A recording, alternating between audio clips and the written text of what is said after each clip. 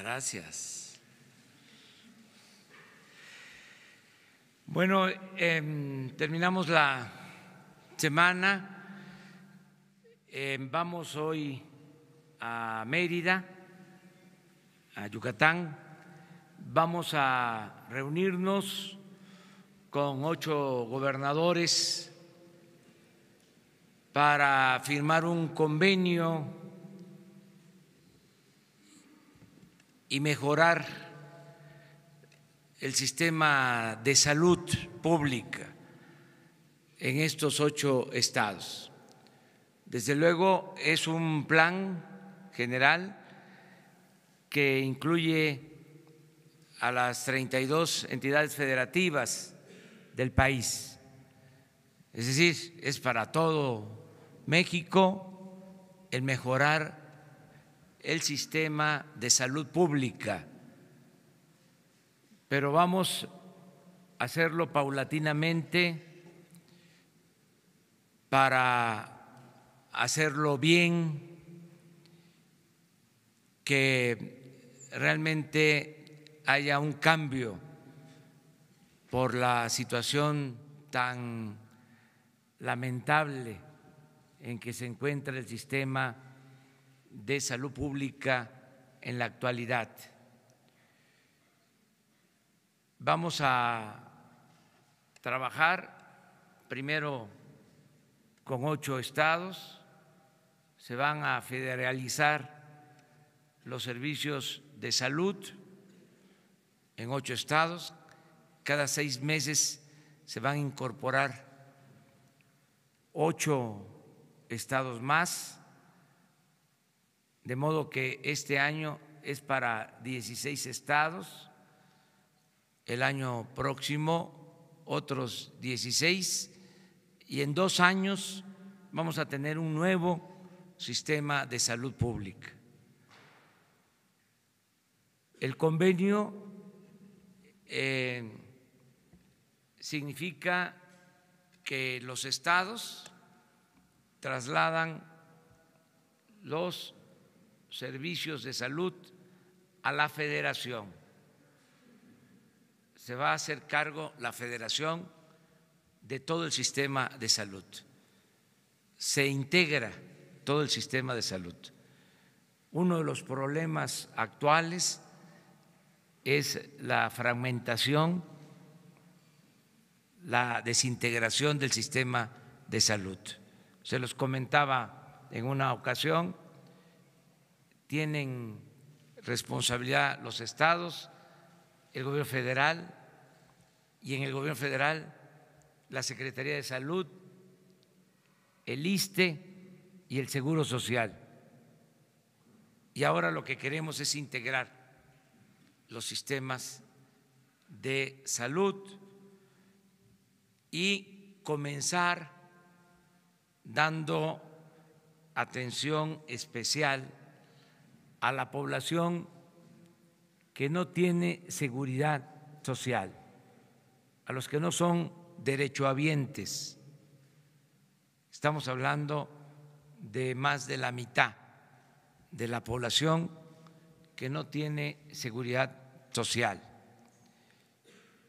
y coincide que es la población más pobre. Entonces se va a garantizar atención de primer nivel en centros de salud, en unidades médicas del Seguro Social, atención de segundo nivel, es decir, hospitalaria, en clínicas de la Secretaría de Salud, de los gobiernos estatales, y en las clínicas del ISSSTE y del Seguro se van a atender emergencias, independientemente si son o no son derechohabientes. Y esta red de atención va a incluir el que podamos trasladar pacientes a los institutos de salud, del país. Todo esto se está haciendo en acuerdo con los gobiernos estatales.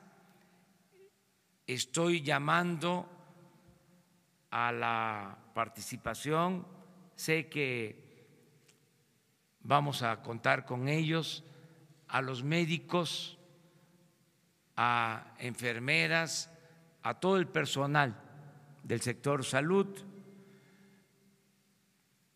porque ellos han estado cumpliendo con su responsabilidad y muchos, no pocos, lo están haciendo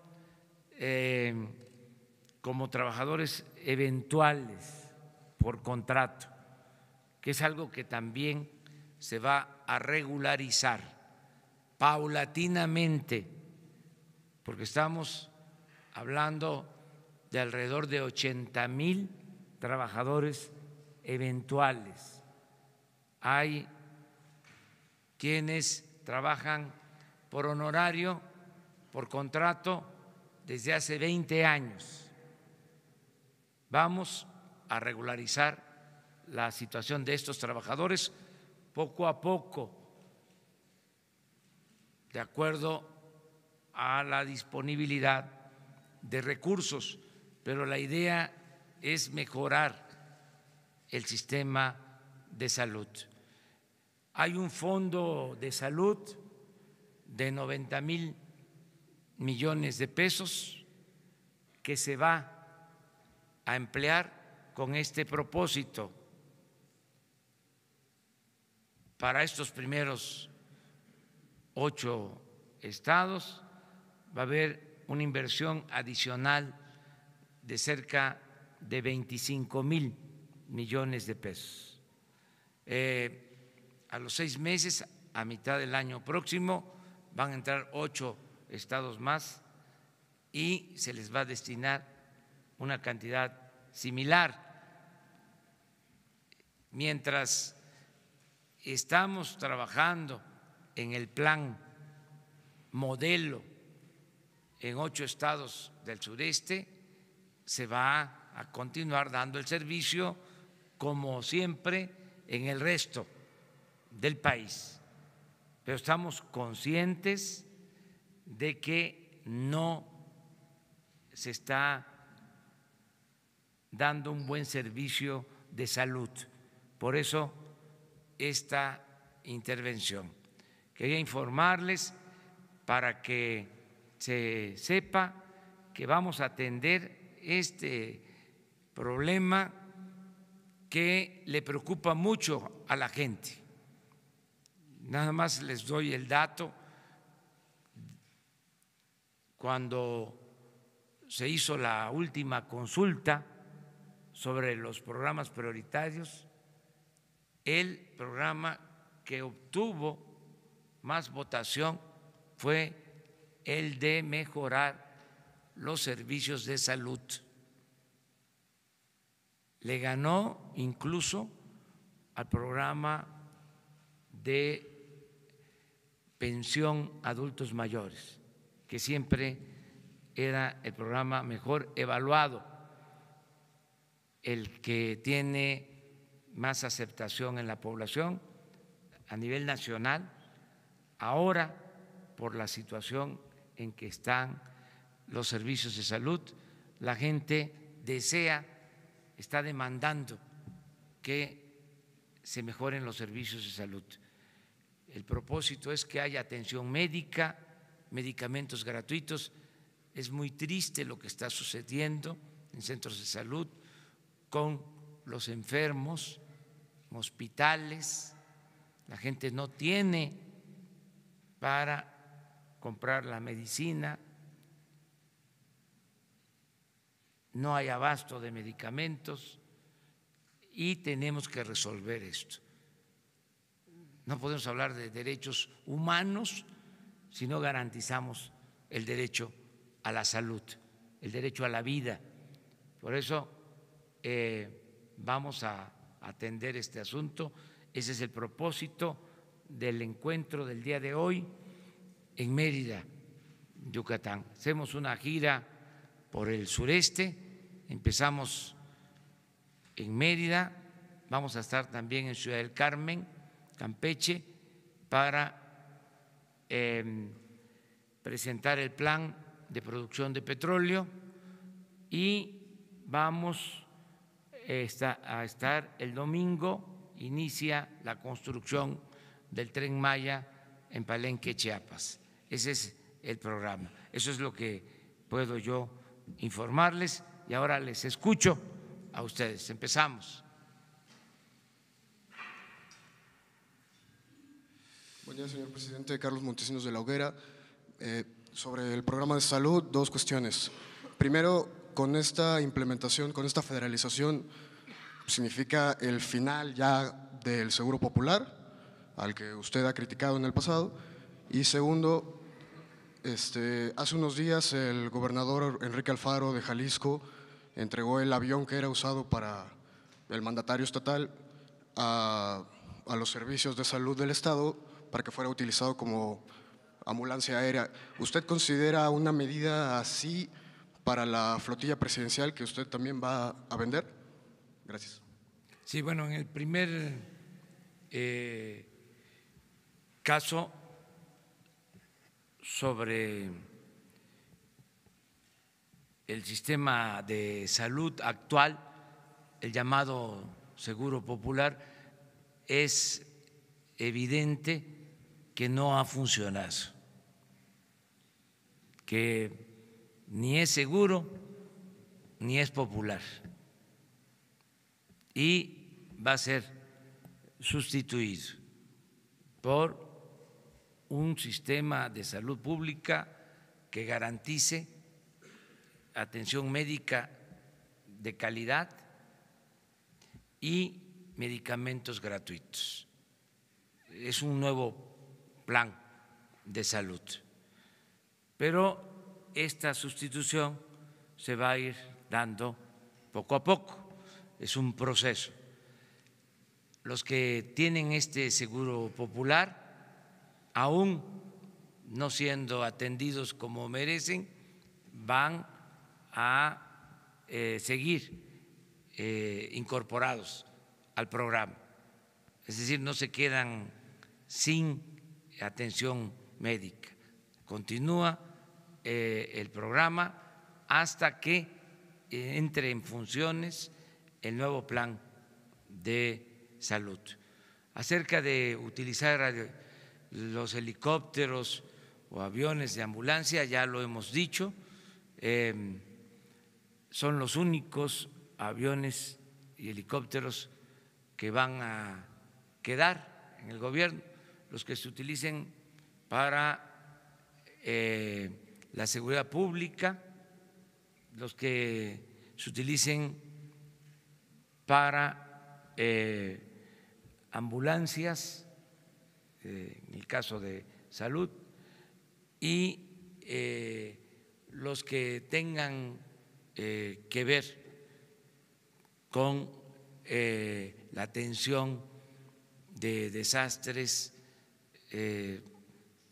todo lo que signifique apoyar a afectados por inundaciones, en el caso de temblores, de terremotos, para eso se va a utilizar la flotilla de aviones y de helicópteros.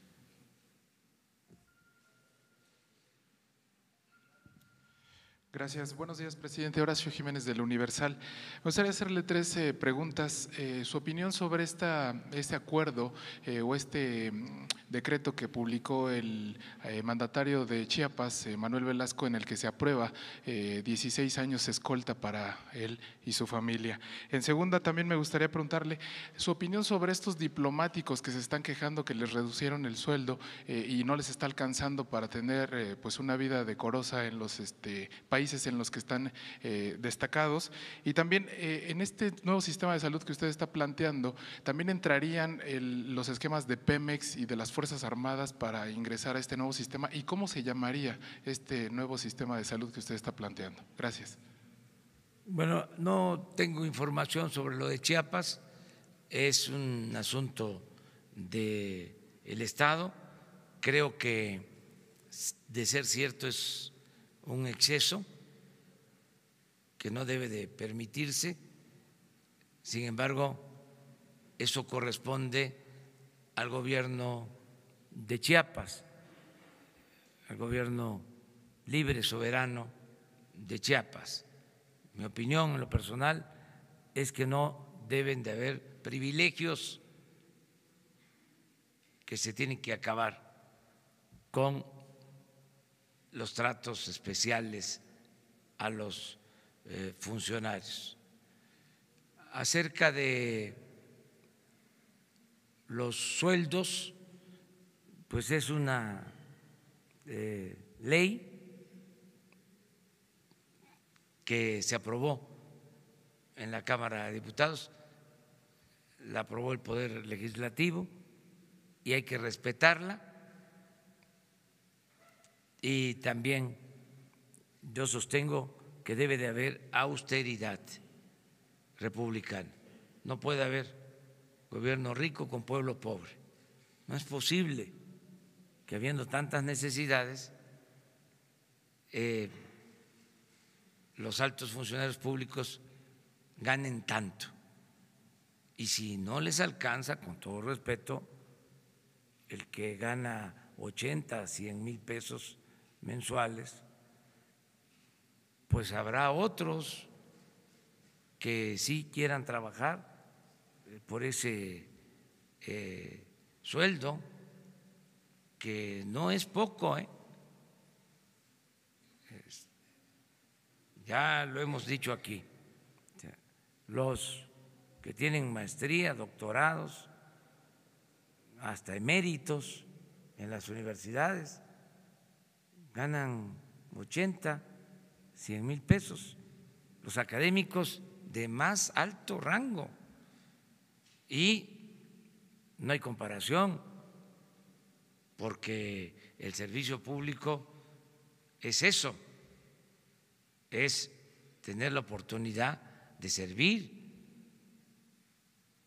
De todas maneras, pues yo respeto estos puntos de vista.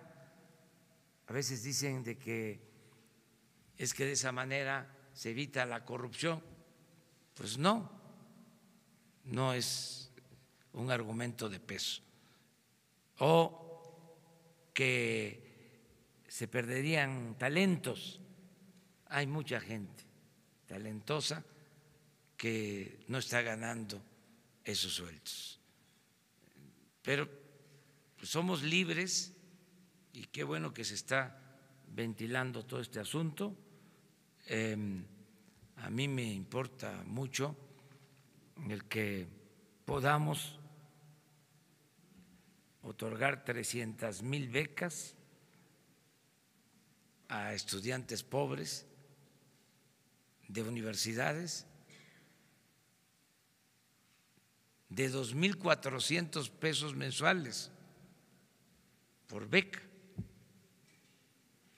Entonces, ¿cómo los sueldos tan elevados? ¿De dónde va a salir el dinero para las becas?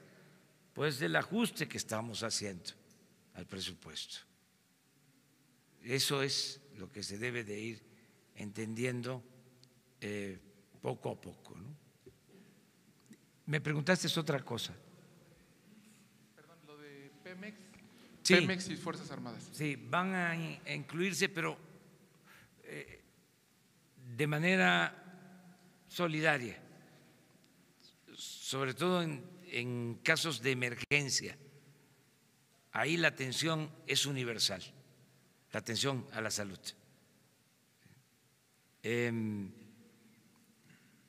Para que sigan estas instituciones dándole atención a sus derechohabientes.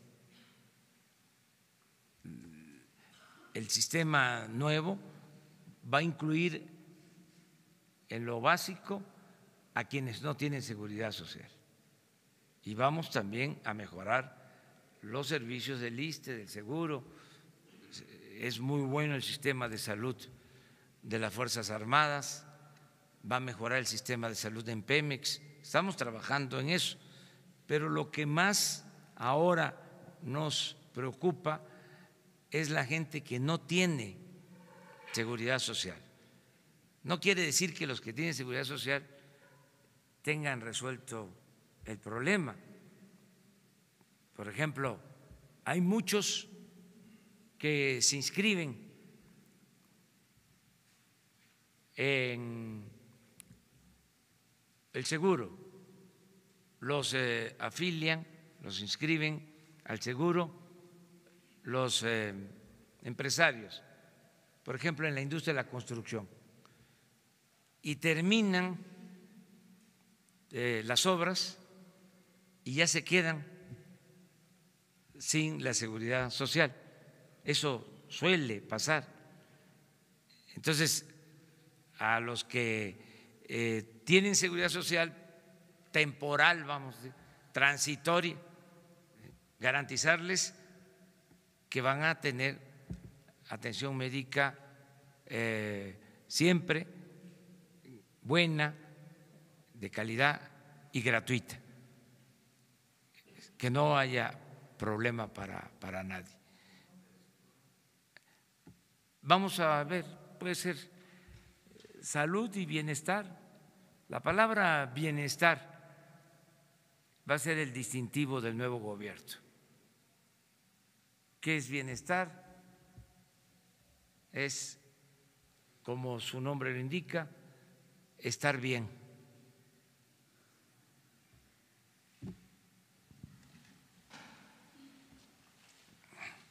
Es que ahora ya vamos, siempre empezamos con las mujeres, ahora empezamos con dos compañeros. Hola, buenos días, Isabel González de Grupo Imagen. Para preguntarle cómo ha sido en estas ya 2 semanas el trabajo de los empleados de confianza en los días sábado. Esto es, si esta medida ya se implementó durante la campaña, lo había señalado. Y preguntarle también, presidente, si va a acudir el próximo domingo a entregar al triunfador de la Liga MX el trofeo de este partido clásico capitalino en este sentido, y si nos pudiera adelantar cómo van a estar estas prácticamente 2 semanas últimas del año en términos de la agenda del presidente, tomará descanso, no tomará descanso, y cuáles son las giras que vienen. Gracias.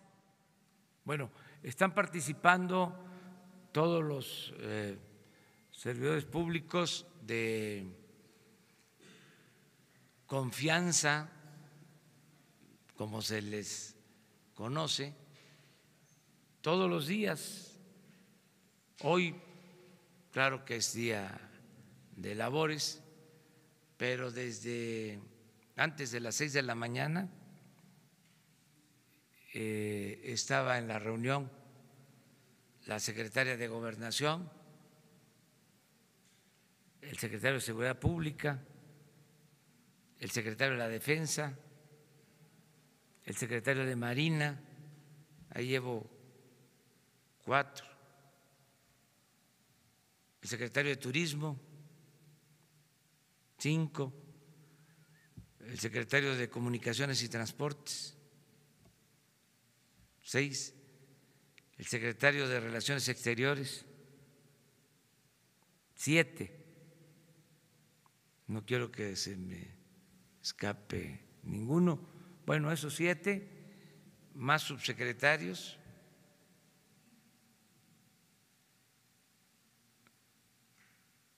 hoy por la mañana que vimos varios temas desde muy temprano.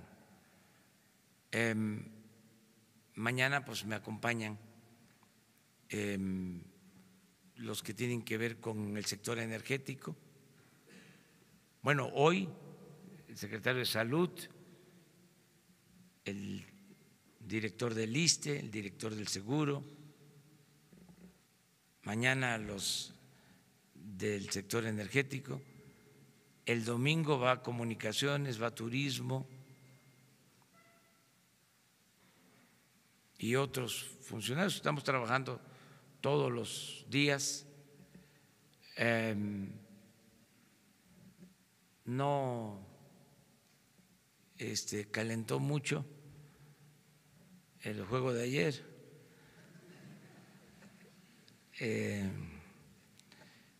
0-0, hay que esperar el domingo, pero no voy a poder estar, voy a estar regresando de Chiapas.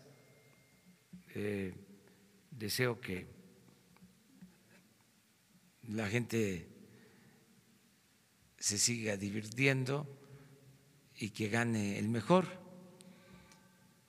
para el domingo, que es un clásico. Tuvieron oportunidad los dos. Hubo un portero que hizo una buena tajada, pero ya eso es otra cosa. ¿Qué vamos a hacer en diciembre? Pues vamos a seguir trabajando para ustedes, decirles que vamos a estar aquí hasta el 24 en la mañana. El 25 no. Y en diciembre, perdón, a finales de diciembre, el domingo 30 no vamos a tener actividad. El 31 sí asisto a la toma de protesta del gobernador de Tabasco. El día 1 no va a haber actividad, digo así pública, ¿no? Yo tengo que estar pendiente siempre. Y el 2 ya estamos aquí de nuevo. Así para.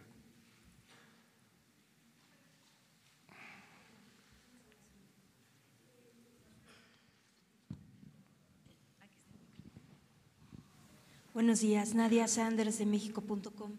Señor, me llama la atención que va a iniciar el proyecto del Tren Maya este fin de semana y preguntarle si ya hicieron las consultas a las comunidades indígenas que por Constitución se tienen que hacer y conocer si ya hay un dictamen de impacto ambiental, ya que es una zona selvática, obviamente. ¿Cómo se puede consultar este dictamen de impacto ambiental? ¿Cuáles serían las labores de mitigación? En materia de salud, el programa que presenta es cierto, una de las demandas más importantes, los servicios de salud. Exactamente, ¿solo va a requerir de un convenio con gobiernos estatales o va a requerir de reformas? ¿De qué leyes, de qué tipo de leyes, de qué ordenamientos y de qué nivel? ¿Se van a destinar, el gobierno federal va a manejar los recursos con los que hoy cuentan los estados para prestar los servicios de salud? Bueno, acerca del tren ya se tienen los estudios, nada más aclararles que es sobre la vía que ya existe, no es comenzamos en Palenque, Tenosique, Escárcega, ese tramo pues se construyó desde el gobierno de Miguel Alemán, poco antes, o sea, ya existe. ¿Se acuerdan de ese tren que tiene un nombre? Pues por ahí pasa,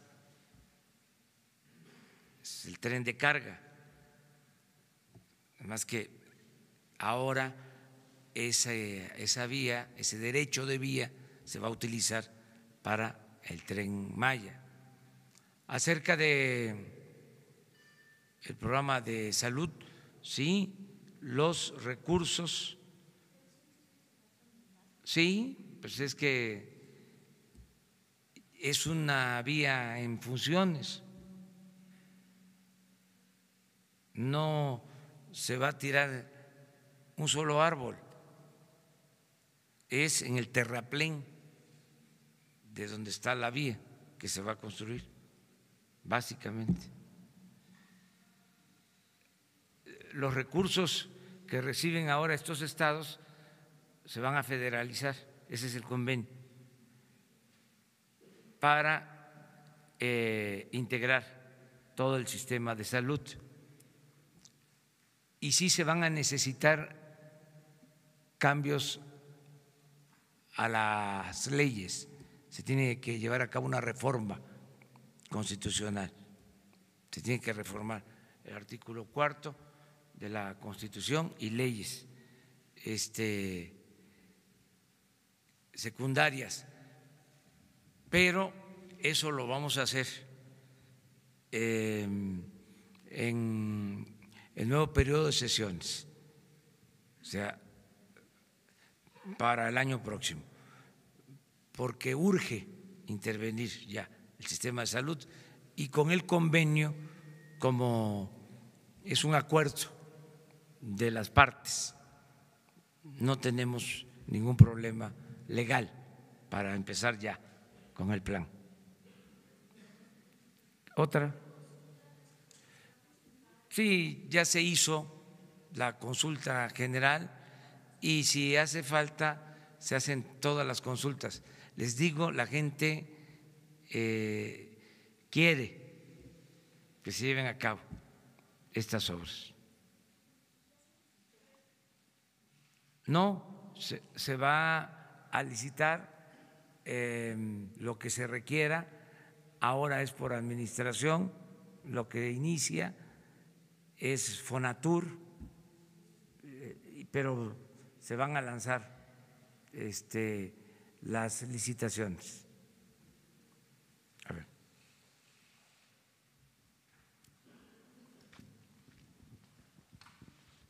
Buenos días, presidente. Daniel Blancas, de Crónica. Usted ha dicho que la corrupción, en el tema de la corrupción, la voluntad y el ejemplo cuentan. Pero bueno, en el sistema de salud es mucho el recurso que se maneja. Usted ya de entrada está hablando de 115,000 millones de pesos. Me imagino que en todo el sistema a nivel nacional hay más dinero. Pero ¿cuáles son los mecanismos o los instrumentos que el gobierno federal implementará para evitar que la corrupción se filtre en este nuevo sistema? Porque ya hay indicios de que en anteriores administraciones pues la salud era de los más golpeados en el tema de la corrupción. Esa es una pregunta. Y la segunda, también usted ha sido en otras ocasiones cauto respecto a la población, ha temperado los ánimos, lo hizo desde 2006, cuando los ánimos estaban muy caldeados. Ahora han empezado las protestas fuertes, principalmente contra el Poder Judicial. Ayer hubo botellazos, pues digamos los ánimos calientes. ¿Cuál es el mensaje que usted le da al pueblo para, en todo caso, mantener la calma respecto a las protestas hacia el Poder Judicial? Bueno, en el primer caso hemos planteado es el compromiso de no permitir la corrupción, cero corrupción, cero impunidad. Uno de los problemas del sistema de salud es precisamente el de la corrupción. Les comentaba yo que hay presupuesto suficiente para las medicinas, como 90,000 millones de pesos para compra de medicamentos y de equipos. Y sin embargo no hay medicamentos en los centros de salud, en los hospitales. O existe un cuadro básico y hay medicamentos que se requieren, ¿sí?, y que la gente no puede tener si hay una enfermedad grave porque no está en el llamado cuadro básico. Quiero decirles que el objetivo es que ya no exista cuadro básico, que todos los medicamentos se puedan aportar a los enfermos, todos los medicamentos. Queremos eliminar lo del cuadro básico. Estoy consciente de que hay medicamentos que no están en el cuadro básico, que son muy caros, ¿sí?, pero se van a adquirir, se van a adquirir. ¿Por qué nos va a alcanzar el presupuesto? Porque no va a haber corrupción. Es que actualmente hacían su agosto los que vendían los medicamentos, hasta políticos se dedicaban a vender medicamentos por influyentismo. Entonces se compraban muy caros los medicamentos, por eso no alcanzaban. Y otro tipo de corrupción, como el entregar aparentemente los medicamentos en almacenes y no entregarlos, ingresarlos de papel. Entonces, todo eso se va a eliminar. Yo voy a estar pendiente. El secretario de Salud es incorruptible, es una gente honesta, no solo es un científico, un especialista, Premio Nacional de Ciencia, Jorge Alcocer, sino es una gente honesta. Y va a estar la función pública pendiente en todas las adquisiciones. Vamos a pedir también la intervención de la Oficina de Transparencia de la ONU en compras consolidadas de medicamentos, de equipo. Y si no hay condiciones en el país para el abasto de medicamentos, se va a abrir la licitación para que empresas internacionales abastezcan de medicamentos el sistema de salud, porque lo que nos importa es que no falten los medicamentos. También ya está por terminarse el proceso de elección del nuevo fiscal general y va acompañado de 2 fiscalías. Se elige en el Senado a una propuesta que se hace de una terna después de una selección de 10. Se va a elegir al fiscal general y el fiscal general va a nombrar a 2 fiscales, el fiscal electoral y al fiscal anticorrupción.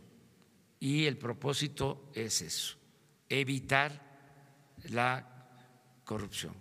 Acerca de las protestas, yo sostengo lo que he dicho siempre: nada por la fuerza, no a la violencia, que podamos tener diferencias y dirimirlas de manera pacífica, con respeto a nuestros adversarios, con respeto a todos los seres humanos, que no se agreda a nadie, que no se humille a nadie, que podamos debatir, eso sí, de manera, en forma respetuosa. Coincido contigo en lo que estás planteando. A mí no me gustan esas protestas violentas. Nosotros siempre hemos protestado de manera pacífica y somos partidarios de la no violencia. No es ese el camino. En este diferendo que hay sobre los sueldos, hay instancias y que sean estas instancias las que resuelvan lo que corresponde.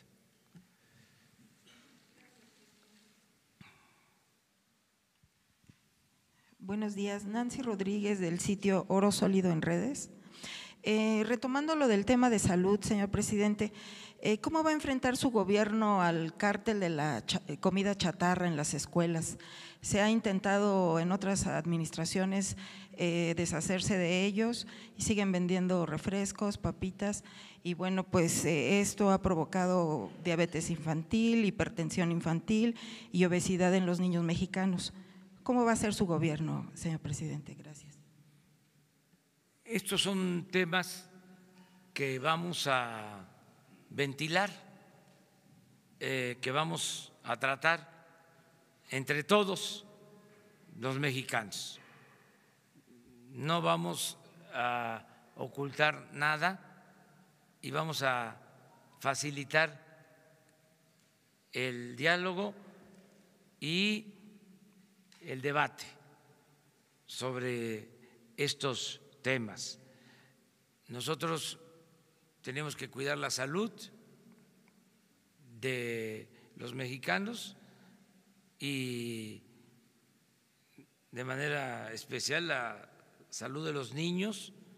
Tenemos un problema grave de diabetes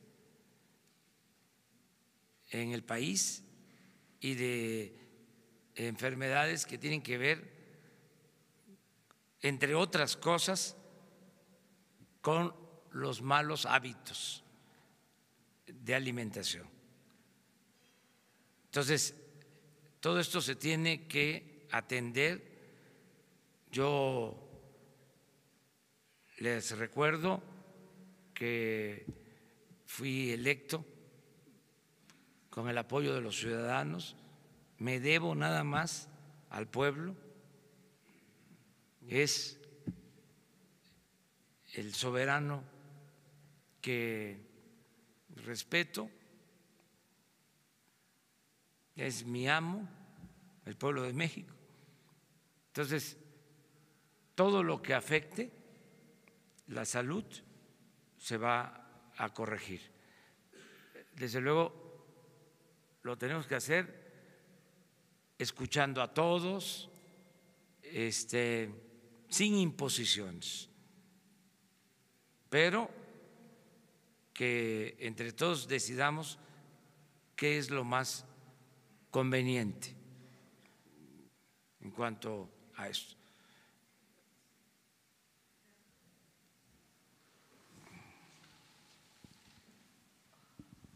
Buenos días, señor presidente. Bertalicia Galindo, de alcanzandoelconocimiento.com.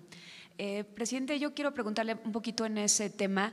La parte del cáncer, la diabetes está aumentando y con este plan de salud, ¿cómo va a emplear a los científicos? Porque bueno, hay muchísimo conocimiento que se podría aplicar para disminuir este problema y en este caso también, bueno, ya en lo del presupuesto, no sé si sea momento de hablarlo, pero ¿qué pasaría con el presupuesto de ciencia? Porque ya se habla dentro de lo que se ha filtrado de cómo viene el presupuesto, pero no se habla mucho de lo de ciencia y si se van a jalar los recursos del ramo 38 finalmente. Bueno,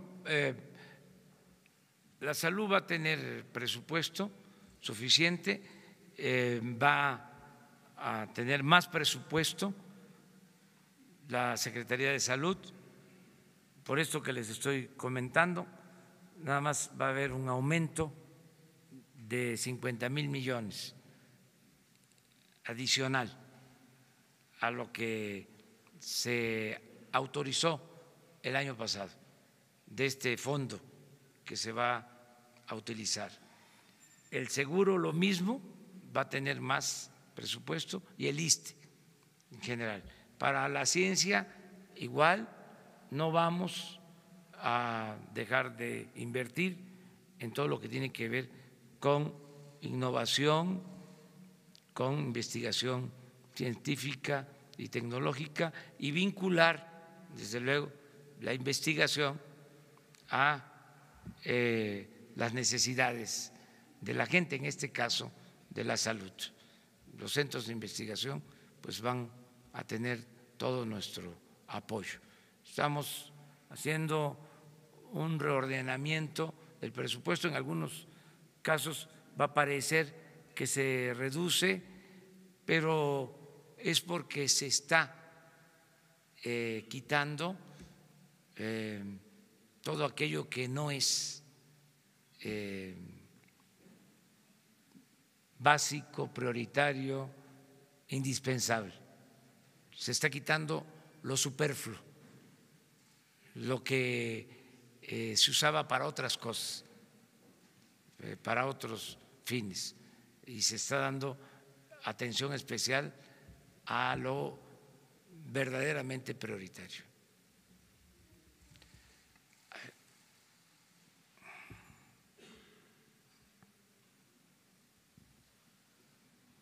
Tres. Señor presidente, buenos días. Es que es viernes hoy. Miguel Arzate, del Sistema Público de Radiodifusión, Canal 14. Preguntarle, señor presidente, si nos podía platicar un poco más de estas plazas eventuales. ¿Cuántas serían? ¿Cuántos trabajadores tendrán que regularizarse? Porque en otras dependencias del gobierno también hay muchos trabajadores que están preocupados por esta situación, que llevan muchos años trabajando sin regularizarse. Gracias. Sí, vamos a llevar a cabo este plan paulatino. No podríamos basificar a todos los eventuales o a los que están por honorario. No tendríamos presupuesto para eso. Entonces, en el caso de la salud, que les decía, se calcula que son alrededor de 80,000, que hay que empezar por hacer los censos, tener una sola información, una sola nómina, ir homologando también sueldos, porque hay muchas diferencias. O sea, es un proceso de regularización que nos va a llevar tiempo.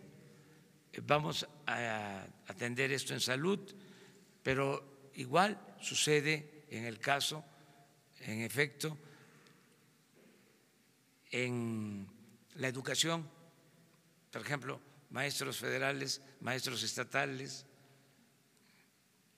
y en Pemex, trabajadores de planta, trabajadores transitorios. Entonces, tenemos que ir poco a poco hacia la regularización, pero lo tenemos que hacer con un plan y de acuerdo a las posibilidades económicas. Yo creo que vamos a poder fortalecer todo lo relacionado con la educación, con la salud, con el bienestar, porque va a haber crecimiento económico. Entre más crecimiento económico tengamos, significa más ingresos, más recaudación. Entonces, eso nos va a permitir disponer de más recursos. Ahora son muy limitados los recursos del presupuesto. Es bastante el presupuesto, son más de 5.500.000.000.000, pero todo está comprometido. Les decía yo, para pago de servicio de deuda, 600,000 millones. La transferencia a estados y municipios, como 1.200.000 millones.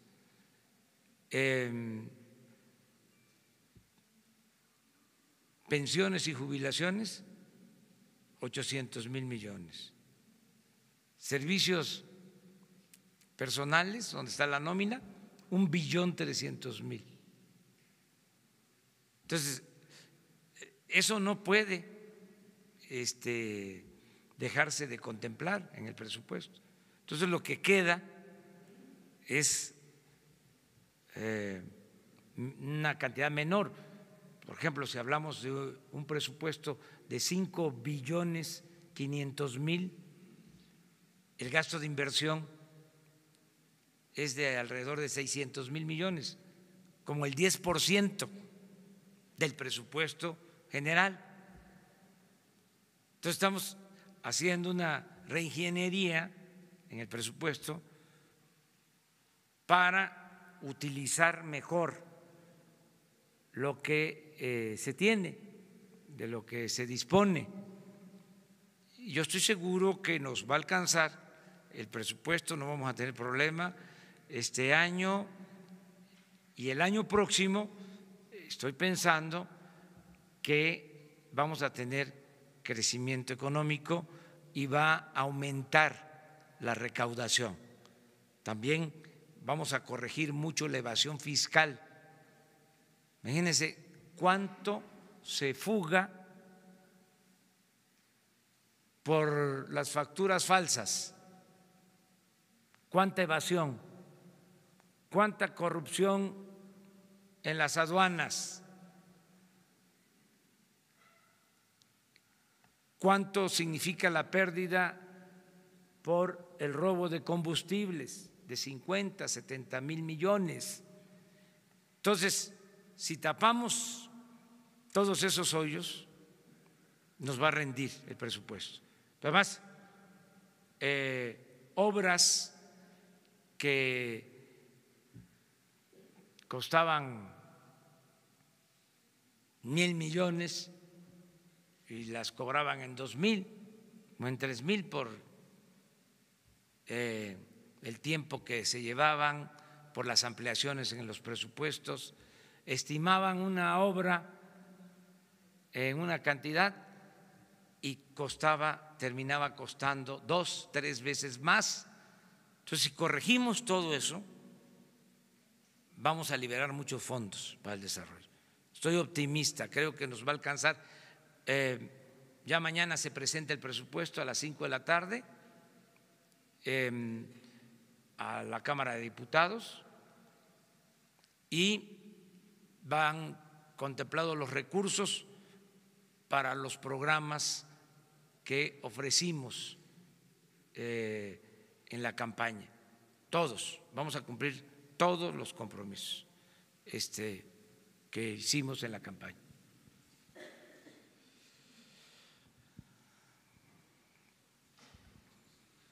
Buenos días. Krishna Corona, Agencia Informativa de Educación. Me gustaría que si nos pudiera hacer un esbozo de la reingeniería financiera que implicará la construcción de 100 universidades y el plan de becas Benito Juárez que anunciaron.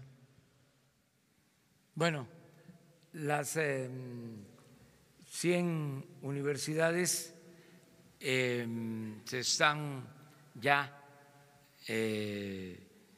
iniciando en las regiones más apartadas del país. Van a tener todas las disciplinas. También son universidades que van a tener carreras acordes con la vocación de las regiones. Van a ser gratuitas. Se va a recibir a todos los jóvenes de esas regiones. Tienen ya un presupuesto estimado de inicio de 1,000 millones de pesos. Ya en el presupuesto tienen considerado 1,000 millones. Ya de las 100 hay más de 50 que tienen terrenos donados por ejidatarios, por comuneros, por pequeños propietarios. El martes próximo les invito, porque sí, creo que el martes vamos a ir a Hidalgo, vamos a iniciar el plan de las 100 universidades en lo que fue el MESHE, porque se va a reabrir el MESHE. Fue un compromiso. O sea, el martes inicia próximo voy a Hidalgo y ahí se presenta el plan de las 100 universidades. Es una escuela normal, la del MESH.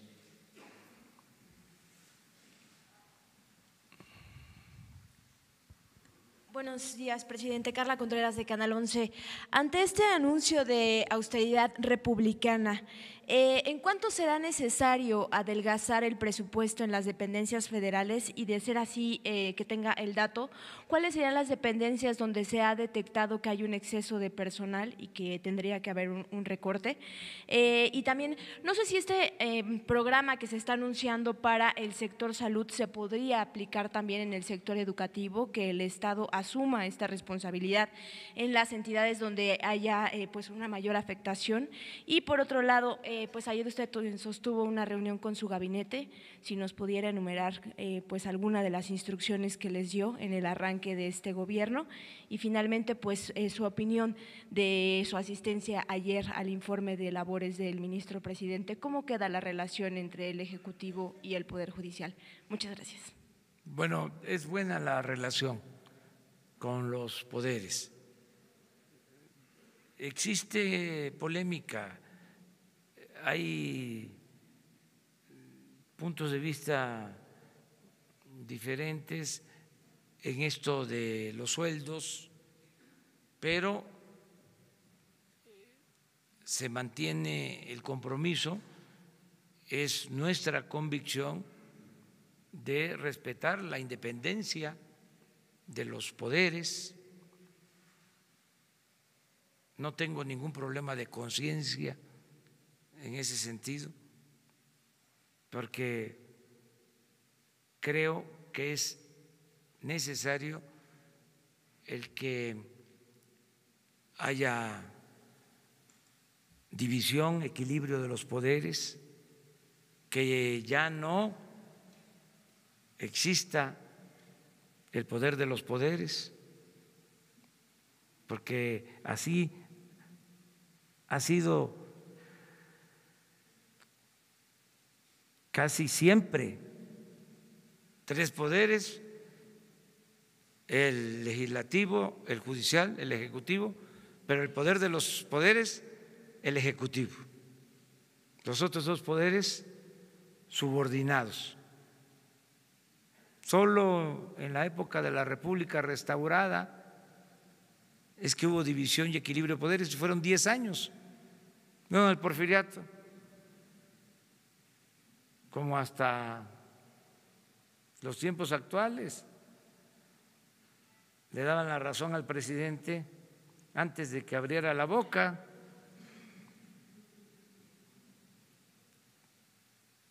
Eran poderes subordinados. Entonces estamos en una etapa nueva, ¿sí? Y si trabajamos de manera conjunta, en forma respetuosa, va a ser un gran cambio, algo nunca visto. Se llegaba al extremo de que el presidente de la Corte tenía una red, un teléfono donde recibía llamadas del presidente de la República, siendo un poder autónomo, independiente. Eso se acabó. Entonces, es un proceso muy importante el que estamos viviendo, y es buena la relación. Por eso asistí el día de ayer. Desde luego no podemos coincidir en todo, pero podemos dirimir nuestras diferencias con urbanidad política y con respeto, que es lo que vamos a hacer. La reunión de ayer con los miembros del gabinete fue para seguir trabajando de manera coordinada, en conjunto. Vamos bastante bien. Se está integrando o terminando de integrar el equipo con gente muy buena, y sentimos que van a salir bien las cosas. Una más.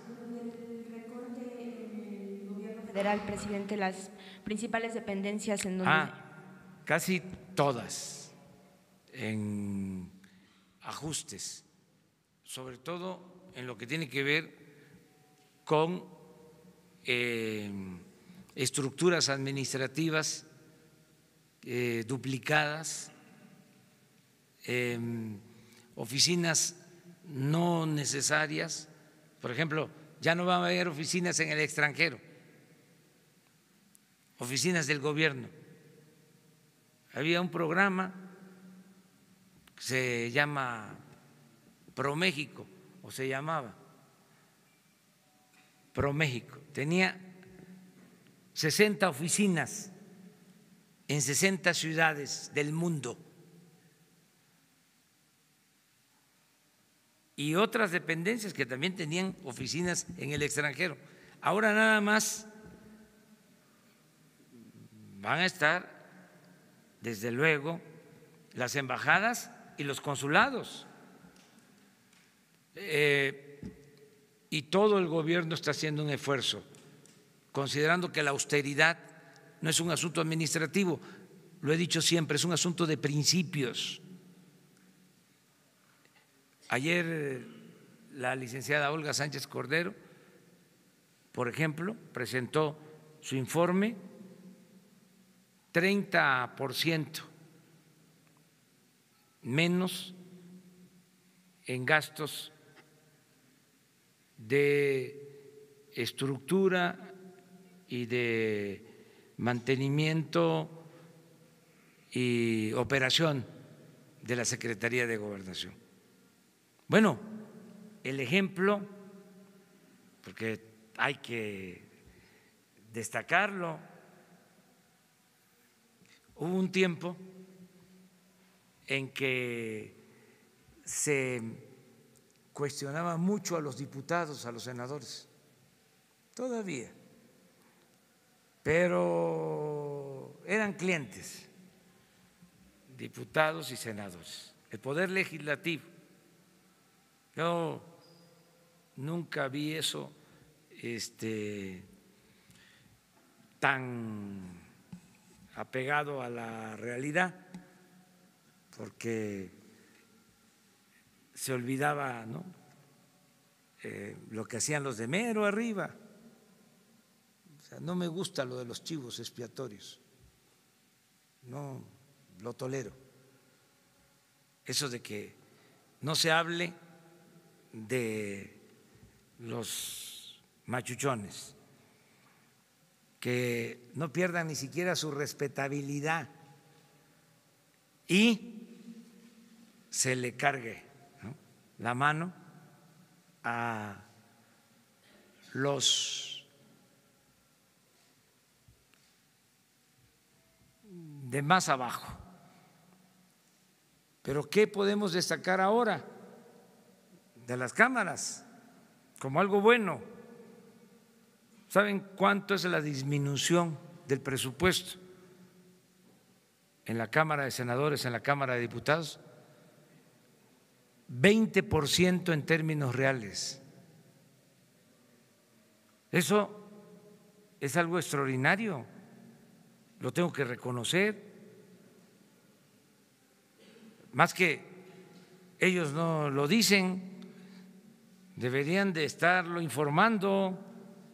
¿Cuánto fue el presupuesto autorizado para la Cámara de Senadores y a la Cámara de Diputados en 2018 y cuánto va a ser ahora? Y es una disminución importante y todos están haciendo un esfuerzo, todos están haciendo un esfuerzo de austeridad. Esto fue un avance porque parecía que el gobierno estaba ensimismado y que más presupuesto para sueldos elevados, para oficinas de lujo.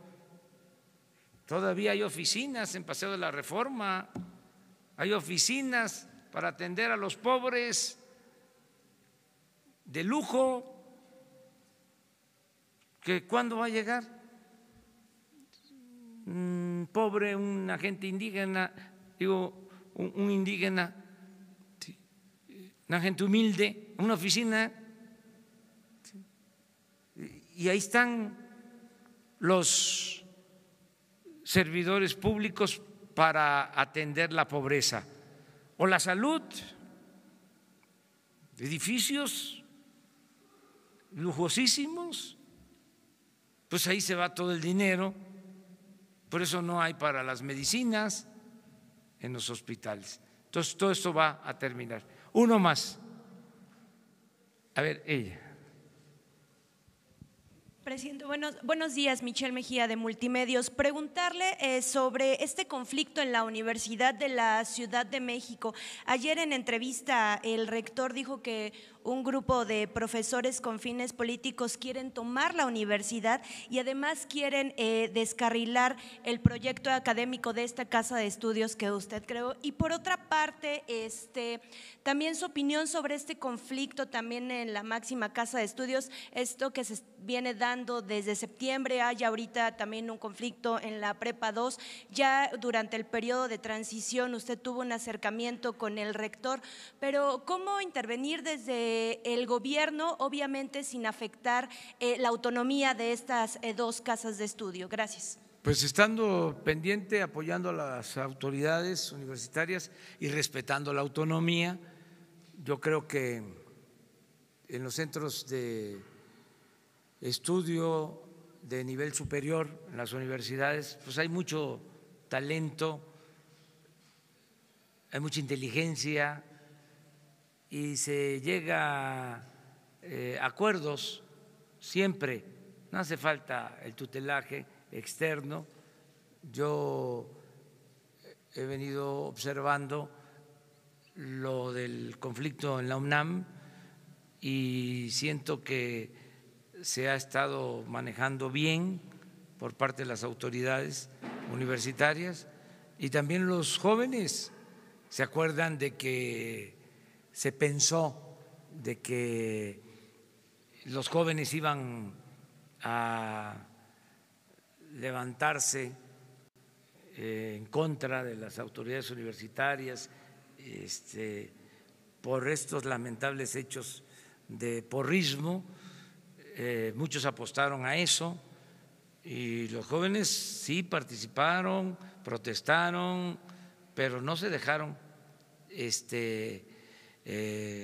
acarrear, ¿sí?, por otros que tienen intereses de otro tipo.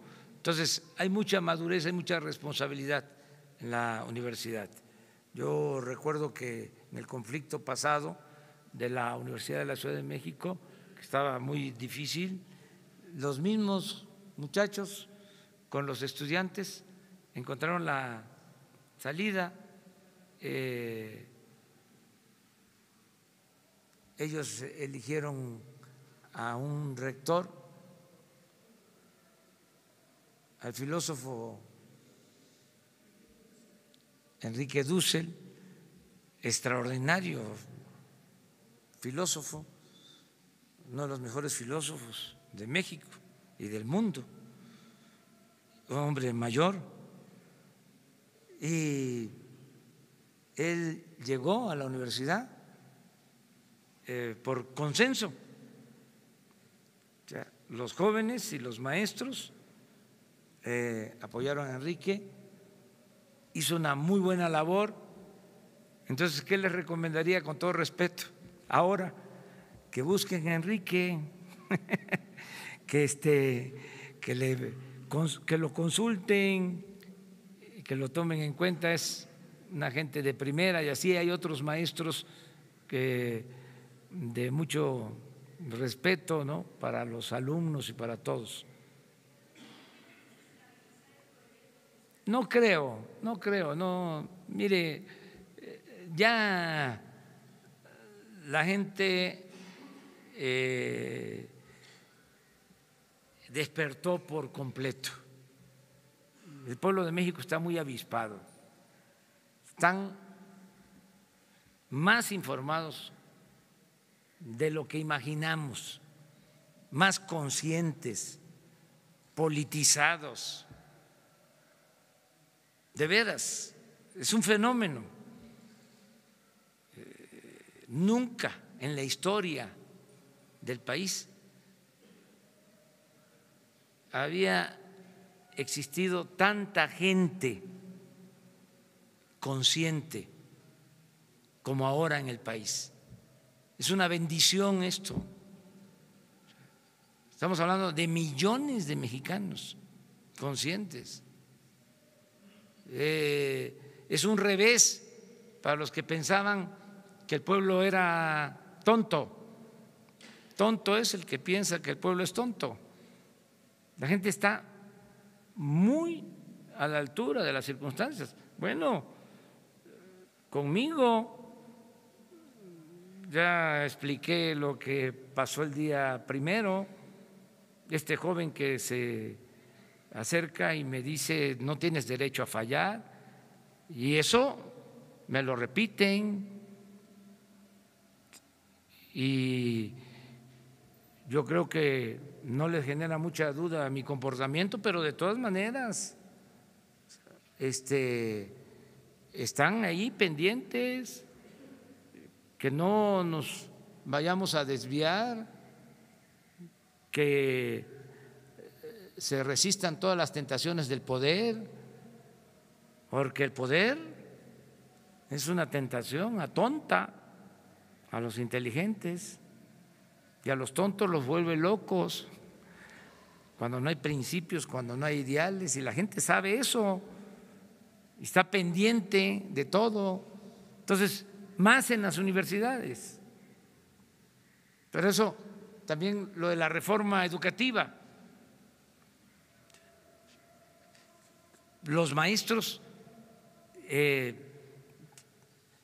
ellos mismos se capacitan, están actuando de manera consciente, siempre lo han hecho. Es cosa de hacer una convocatoria generosa, un llamado generoso a que todos hagamos lo que nos corresponde para lograr la transformación del país, y la gente está a la altura de las circunstancias. Ese es un buen momento para México, es un cambio importantísimo, un cambio de mentalidad, que es lo más difícil de conseguir. Muchas veces hay revoluciones y la gente sigue pensando igual. Ahora, de manera pacífica, se produjo un cambio de mentalidad, y cuando cambia la mentalidad del pueblo, cambia todo. Eso es lo más importante. Por eso no debemos de preocuparnos. Hay problemas, pero tenemos como elemento bueno este cambio de mentalidad de los ciudadanos. Bueno, muchas gracias. Nos vemos el lunes. Muchas gracias.